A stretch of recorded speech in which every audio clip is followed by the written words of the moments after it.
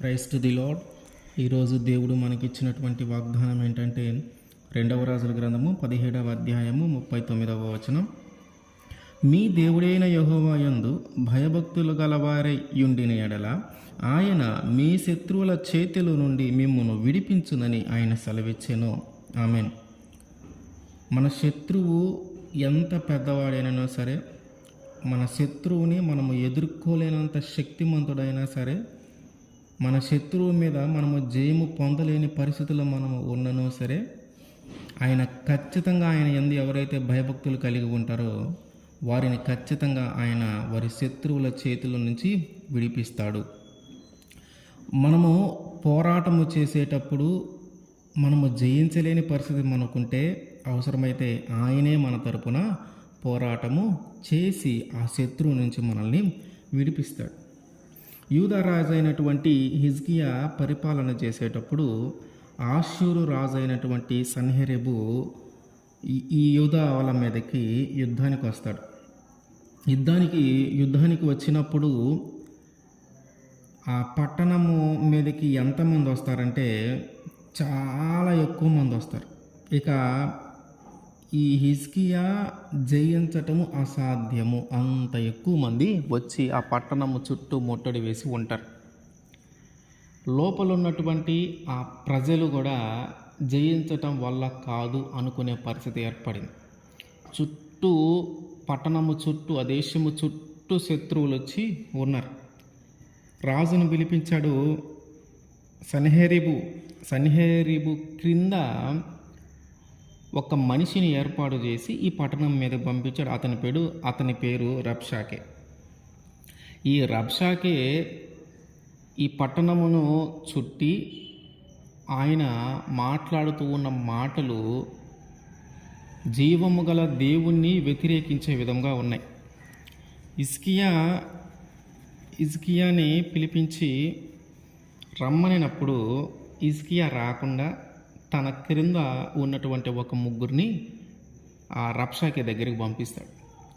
రబ్షాకే దగ్గరికి పంపించినప్పుడు ఆయన మాట్లాడుతున్న మాటలు, ఎవరిని చూసుకొని ఎవరిని నమ్ముకొని నా మీద తిరుగుబాటు చేస్తూ ఉన్నావు అంటే, రబ్షాకే అంటే సన్హెరీబు మీద లేదా ఆషూరు రాజు మీద తిరుగుబాటు చేస్తూ ఉన్నావు. నీ ఆశ్రయ దుర్గము ఏంటి? నువ్వు ఎవరిని ఆశ్రయం చేసుకొని ఎంత తెగిస్తూ ఉన్నావు? ఆషూరు రాజు ఎంత గొప్ప మహారాజు నీకు తెలియదా? ఆయన ఎన్ని రాజ్యాలను జయించాడో నీకు తెలియదా? ఏ దేవుణ్ణి చూసుకొని, ఎవరి ఆశ్రయమును చూసుకొని, ఎవరిని నమ్ముకొని ఆషూరు రాజు మీదే నువ్వు తిరుగుబాటు చేస్తూ ఉన్నావు? అసలు నువ్వు గెలవగలుగుతావా? అది నీకు సాధ్యమేనా అని ఆయనతో రబ్షాకే వీళ్ళ ముగ్గురు హిజ్కియా తరపున వెళ్ళిన ముగ్గురుతో మాట్లాడుతూ ఉన్నాడు. మీరు యెహోవా మమ్మల్ని కాపాడుతాడు, ఆయన మమ్మల్ని బ్రతికిస్తాడు, ఆయన ఆషూరు రాజు చేతిలో నుంచి మమ్మల్ని విడిపిస్తాడు అని మీరు అనుకుంటూ ఉన్నారేమో. ఇదిగో మేము ఇంతకుముందు ఎవరెవరి మీద అయితే యుద్ధము చేశామో వాళ్ళందరి దేవుళ్ళకి పూజించారు, వాళ్ళందరూ దేవతలకు పూజించారు, కానీ ఏ దేవుడు ఏ దేవత వాళ్ళని విడిపించలేదు. వాళ్ళందరికంటే మీ దేవుడైన ఏమైనా ఎక్కువైన వాడా? ఏం కాదు. కాబట్టి నా మాట విని మాకు లొంగిపోండి అని వీళ్ళు అంటూ ఉన్నారు.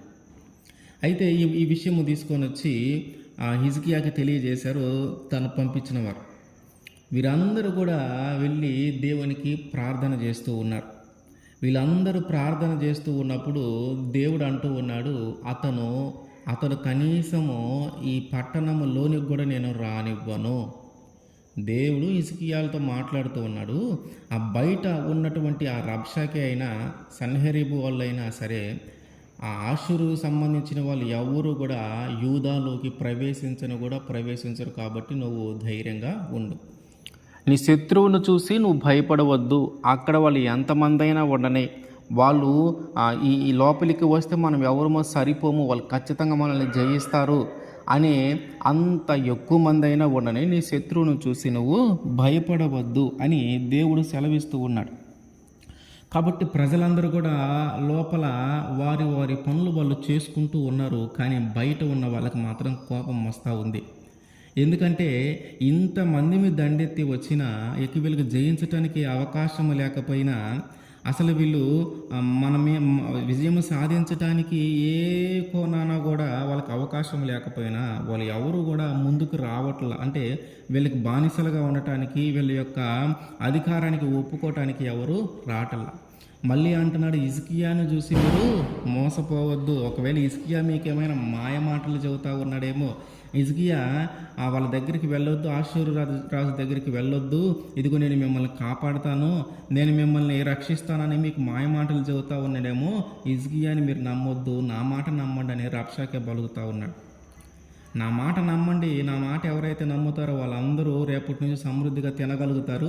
ఒకవేళ హిజ్కియా మాటిని మాకు దాసులుగా ఉండటానికి కానీ, మా దగ్గరికి రావటానికి కానీ మీరు ఇష్టపడకపోతే రేపటి నుంచి మీరు కరువును అనుభవించాల్సి వచ్చింది, కఠినమైన పరిస్థితిని అనుభవించాల్సి వచ్చింది. ఎందుకంటే మేము పట్టణము చుట్టూ, అంటే దేశము చుట్టూ మేము ఉన్నాము, మీరు ఎటు పారిపోలేరు, కనీసం ఆహారము కూడా లోపలికి రాదు, తినటానికి కూడా తిండి దొరికిన పరిస్థితి మీరు అనుభవించాలి అని ఎట్లా పడితే అట్లా మాట్లాడుతూ ఉన్నారు.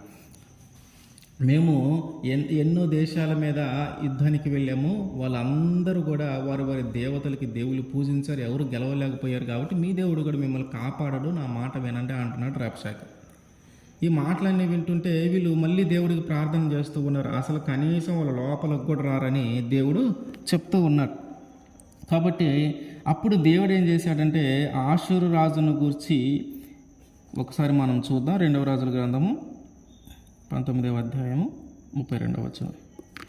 ఆషూరు రాజును గురించి యెహోవా సెలవిచ్చినది ఏమనగా, అతడు ఈ పట్టణంలోనికి రాడు, దాని మీద ఒక బాణమైనను ప్రయోగింపడు, ఒక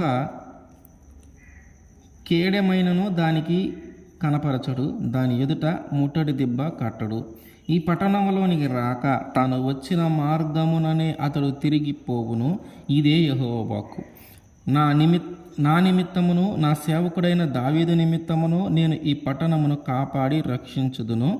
ఆ రాత్రియే యెహోవా దూత బయలుదేరి ఆషూరు వారి దండుపేటలో చొచ్చి 185,000 మందిని హతము చేసెను. ఉదయమున జనులు లేచి చూడగా వారందరూ మృత కళేబరములై యుండిరి. ఆషూరు రాజైన సన్హెరీబు తిరిగిపోయి నినివే పట్టణమునకు వచ్చి నివసించిన తర్వాత అతడు నిస్రోకు అను తన దేవతా మందిరమునకు మొక్కుచూ ఉండగా అతని కుమారులైన అద్మెల్లేకును షేరేజరును ఖడ్గముతో అతనిని చంపి ఆరారాతు దేశంలోనికి తప్పించుకొని పోయిరి. శత్రువు బయట ఉన్నాడు, ఉండటం కూడా విస్తారమైన సైన్యాన్ని తీసుకొని వచ్చాడు. గెలవటానికి ఎటువంటి అవకాశము లేదు. అవసరమైతే ఆయన దగ్గరికి వెళ్ళి బానిసగా ఉండటానికి ఇష్టపడాలి, లేదా అతను ఏదైతే అడుగుతాడో అది ఇవ్వటానికి ఇష్టపడాలి, లేదా అతని యొక్క అధికారానికి ఒప్పుకోవాలి. జయించడానికి అసలు ఎట్లాంటి అవకాశము లేదు. పైపెచ్చు బయట ఉన్నటువంటి శత్రువు విర్రవిగి మాట్లాడుతూ ఉన్నాడు దేవుడి గురించి, ప్రజల గురించి, హిజ్కియా గురించి. వాళ్ళకున్నటువంటి ఆ నమ్మకాన్ని పోగొట్టే విధంగా, వాళ్ళకున్నటువంటి దేవుడి మీద వారికి ఉన్నటువంటి ఆ నమ్మకాన్ని పోగొట్టే విధంగా ఆయన మాట్లాడుతూ ఉన్నాడు. ఇటువంటి సందర్భంలో సాధారణంగా ఏం జరుగుతుందంటే అక్కడున్న ప్రజలు ఏం చేయాలంటే, హిజ్కియాని నమ్ముకుంటే మనం ఇబ్బంది పడతాం, హిజ్కియాని నమ్ముకుంటే వాళ్ళు ఖచ్చితంగా ఆషూరు రాజును జయించడం మన వల్ల కాదు, ఎందుకంటే వాళ్ళు ఇప్పటికే చాలామంది మీద, చాలా దేశాల మీద యుద్ధానికి వెళ్ళారు, ఏ దేశంలో కూడా వాళ్ళు ఓడిపోలేదు, జయించుకుంటూనే వచ్చారు, కాబట్టి మన మీద కూడా వాళ్ళు జయిస్తారేమో, జయిస్తే మన పరిస్థితి ఏంటి, మనకు తినటానికి కూడా తిండి ఉండదు, మనము హిజ్కియాని కాకుండా ఆషూరు రాజు దగ్గరికి వెళ్ళి మేము నీ దగ్గరే ఉంటాము అని ఒప్పుకుంటే ఆయనే చెప్తా ఉన్నాడు కదా, మంచిగా ఉండటానికి తినటానికి అన్నిటి నేను కల్పిస్తానని అని ఆలోచించాల. కానీ ఎవ్వరూ కూడా ఆషూరు రాజు అనే ఆప్షన్ ఆలోచించట్ల. అందరూ కూడా హిజ్కియా వైపే ఉన్నారు, అందరూ కూడా ఆ జీవము గల దేవుని వైపే ఉన్నారు. దేవునికి వాళ్ళు ప్రార్థిస్తూ ఉండగా దేవుడు ఇచ్చిన మాట ప్రకారము వాళ్ళు ఎవరు కూడా ముందుకు వెళ్లకుండా అక్కడే ఆగిపోయారు. కనీసం యుద్ధము కూడా చేయలే వాళ్ళతో. బయట శత్రువు ఉన్నాడు, విస్తారమైన సైన్యం ఉంది, జయించడానికి అవకాశం లేదు, కానీ లోపల ఎవరు భయపడట్ల. ఎందుకు? దేవుడు చెప్తూ ఉన్నాడు ఏమని, వాళ్ళు ఎవరు కూడా లోపలికి ఒక్క అంగు కూడా పెట్టరు, ఒక్క మనిషి కూడా లోపలికి రాడు అని దేవుడు ఆల్రెడీ సెలవిచ్చాడు. దేవుని మీద నమ్మకము, దేవుని యందు భయభక్తులు కలిగి ఉన్న వారి జీవితాలలో శత్రువును గురించి భయపడే అవకాశమే లేదు. హిజ్కియా 25 సంవత్సరాలప్పుడు యూదా మీద అధికారిగా వచ్చాడు. దావీదు చేసినట్లే యెహోవా దృష్టికి పూర్ణమైన అనుకూలము కలిగిన వ్యక్తిగా, నీతిని అనుసరించినటువంటి వ్యక్తిగా ఆయన ఉన్నాడు. ఉన్నత స్థలములను కొట్టివేశాడు, విగ్రహములను పగులగొట్టాడు, దేవతాస్తంభములను పడగొట్టాడు. ఇది ఇంకా దేవునికి నచ్చినది. అతని తర్వాత వచ్చిన యూదా రాజుల్లో కానీ, అతనికి ముందు పరిపాలించిన యూదా రాజుల్లో కానీ అతనికి సమమైన వాడే లేడు. అతడు యెహోవాను హత్తుకొని ఆయనను వెంబడించటంలో వెనుక తీయక ఆయన మోషేకు ఆజ్ఞాపించిన ఆజ్ఞలన్నిటినీ గైకొనుచు ఉండెను. అంటే ఈ విధముగా ఆయన జీవిస్తూ ఉన్నాడు. అంటే దేవునికి ఇష్టమైన వ్యక్తిగా, దేవుని చిత్తము జరిగించేటటువంటి వ్యక్తిగా, దేవుని యందు భయభక్తులు కలిగినటువంటి వ్యక్తిగా ఆయన జీవిస్తూ ఉన్నప్పుడు శత్రువు వచ్చి ఆయన మీద పడితే ఆయన జయించలేని పరిస్థితి అయినా సరే దేవుడు తన పక్షాన యుద్ధం చేశాడు. ఎవరు వెళ్ళింది? ఒక దూత వెళ్ళి ఆషూరు సైన్యము మీద యుద్ధము చేసింది.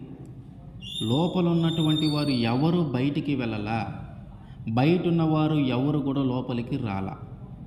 ఎవరు యుద్ధము చేశారంటే దేవుడే యుద్ధము చేశాడు. ఆషూరు వాళ్ళతో ఎవరు యుద్ధం చేశారంటే దేవుడే యుద్ధము చేశారు. కాబట్టి మనము నమ్ముకున్నటువంటి దేవుడు మన పక్షమున ఎప్పుడూ ఉంటాడు. మనం నమ్ముకున్నటువంటి దేవుడు మన శత్రువుతో మనము పోరాటము చేయలేని పరిస్థితి కానీ ఏర్పడిందంటే ఖచ్చితంగా మన శత్రువుతో ఆయన పోరాడతాం. మన శత్రువుతో లేదు, మనమే పోరాటం చేయాలంటే దానికి తగ్గ జ్ఞానము, దానికి తగ్గ బలము ఆయన ఖచ్చితంగా మనకి ఇస్తాడు. ఎవరైతే దేవుని మీద నమ్మకం కలిగి ఉంటారో, ఎవరైతే దేవుని యందు భయభక్తులు కలిగి ఉంటారో వారి శత్రువుల చేతిలో నుండి ఆయన ఖచ్చితంగా వారిని విడిపిస్తాడు. ఆమేన్.